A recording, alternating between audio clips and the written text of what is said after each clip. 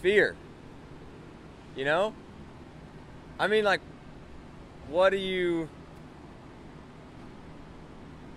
even start with it? Yo, that's me. I'm King. Fear sucks. We all deal with it. So let's talk about it. Yeah, so the Enneagram, it's a bunch of different numbers, and I definitely am not an expert in talking about it. But so I'm a 1, which means I'm a perfectionist in that I want things to be perfect, but not just because like I think it should be that way. I think what I've understood is that it's because I feel like people deserve it. You know what I'm saying? Like I feel like the world deserves the best that it can possibly be. And so even in starting a channel or preaching or whatever, there's always that fear of it's not going to be good enough.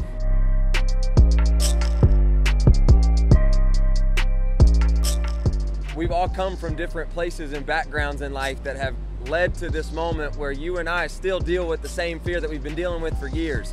Why? For me, I developed a fear of rejection really early on. Not because of anything intentionally that happened, but my mom and my brother have this awesome story. She was actually about to abort him and she didn't. Long story short, now they go around and they travel and they tell people about this story and what God's done, and it's great and awesome. But for me as a young kid, it made me feel like, well, I'm second fiddle. I'm not as important as my older brother. Obviously, it's not true. It's not really what happened, but that's the way it made me feel.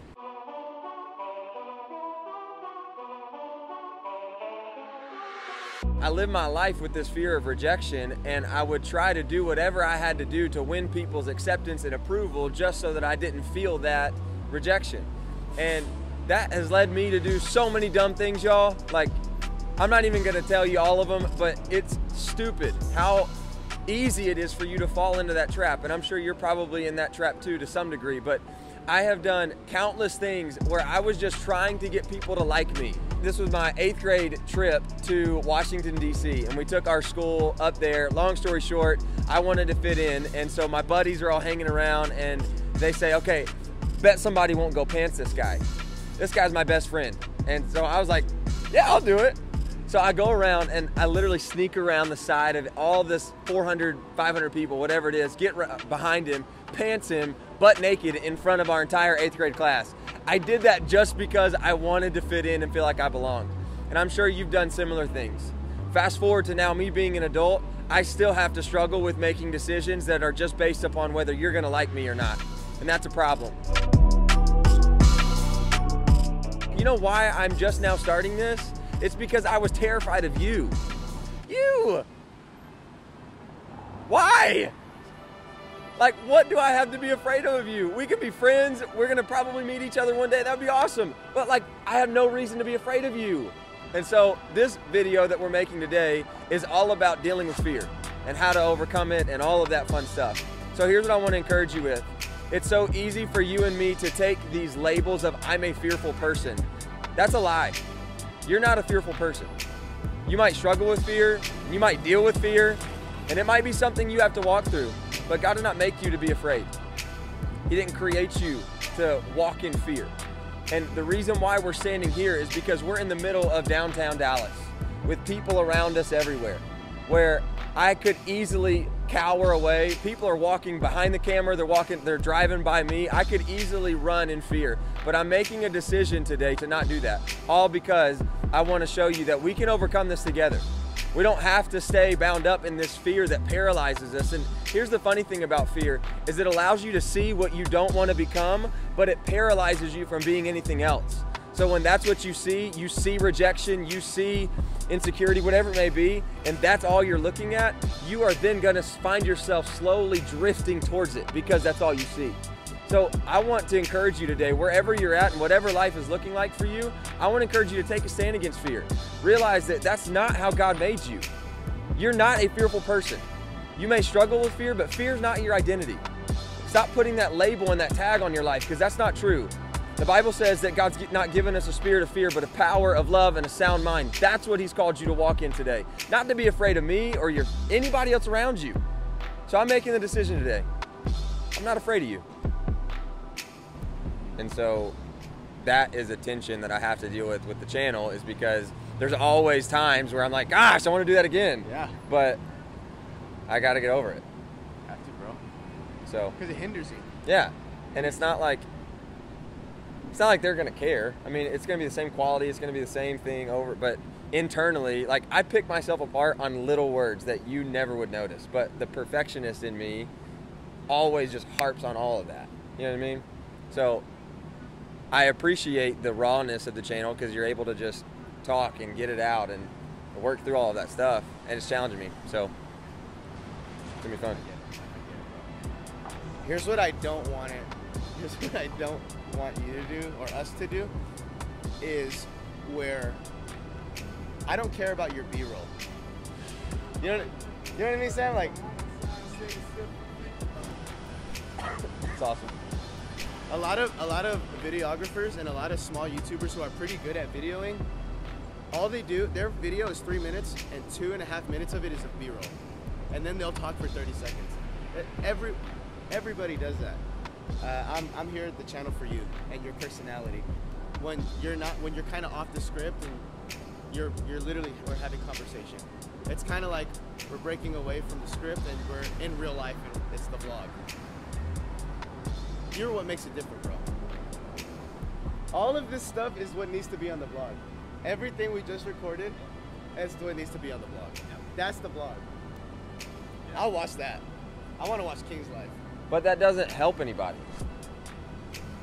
Bro. Like, how does me and you sitting here talking about this? The point of your video, this channel is your way to meet people where they're at and help them. Right. Every video is not a waste of anyone's time. Because at minute 3 or minute 2, you're going to talk about fear, abuse, spiritual leadership, whatever. But it's those in-betweens, bro. I'm telling you, like, from experience, because that's what I do. In every video, I'm either talking about marriage or identity. But the video, what grabs my people, is I put in fun music, fun times, laughing moments, in-betweens, to grab them. We keep moving on you. I know. Sorry. It's okay. Yeah, don't think that the vlog aspect's is wasting people's time. Like that's what people are gonna really stay for, because they love that, and that's how you build an audience. And they know, like, this video is gonna be so fun to watch. I can't wait to watch it, and then I know I'm gonna get something out of it. For real. It's fun. For real.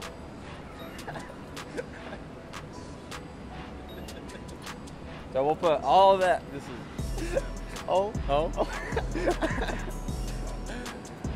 I think we're hungry, man.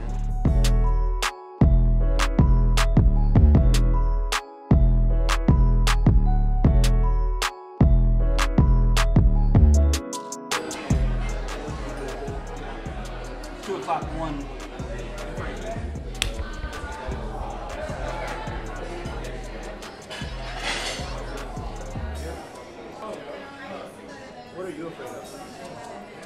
What am I afraid of? Like funny things, like a giant lion eating your face, and then like real stuff. No, dude, I'm terrified of snakes. Like, I am terrified of snakes. I absolutely hate snakes. Like, you know on Twitter, you're not on Twitter, are you? No. Okay. Well, on Twitter, are you on Twitter? Twitter's funny, bro. No, my wife is big on Twitter. Twitter's hilarious. It's way better, in my opinion, than Instagram. Cause you're not anyways, we'll get on that in a minute. But the reason why, okay, back to this. Blah. The video that's going on Twitter is like these big old snakes that are trying to kill these dogs. And then I think about my dog, and I think about how much I hate snakes, and I literally get angry. Like, I'm angry at these awful creatures. Like, they're terrible. And when somebody says that I have a pet snake, you're instantly like, you lost credibility in my mind. Like, I don't trust you. If you're one of those people, we love you. But if you have a snake, I still don't trust you. I don't do snakes. Or alligators. Like, I have a love-hate relationship with alligators. I like watching. It's weird. My wife came into the living room the other day, and I was sitting there on my phone watching a 7-minute video about alligators and crocodiles. It was literally a hippo that was messing with a crocodile and like teasing him, and I was just sitting there watching it. because I like watching them, but the thought of being anywhere remotely close to one of them, nah. Like if I ever lived in Florida, you would never catch me in any pond or lake or any body of water because of those freaking things. What are you afraid of? Funny. Wasp.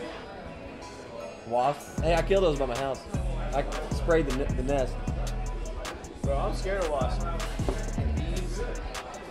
Don't kill bees. We need them.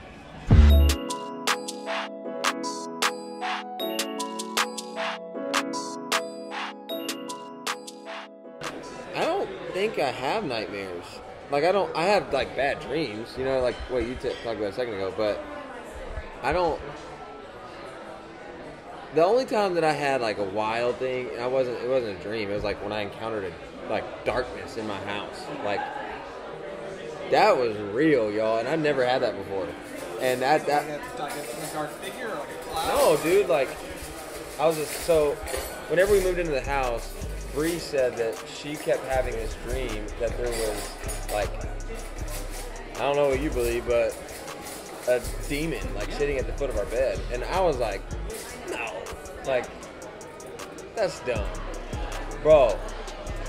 Real happened. Like she was gone. This was last year, and I'm there by myself, and you know how you can just feel like somebody's there? Like you can, even if your eyes are closed, you can just feel something's there. So I was asleep, and I was trying to fall asleep, and I just felt like this tingle in my ear that something is here, you know? And so I woke up, and I was like, kind of calmed myself, you're fine, go back to sleep, whatever. So I went back to sleep. Bro, 10 seconds later, like, the worst tingle, like, all over my body. Like, I woke up in a panic, like, ugh.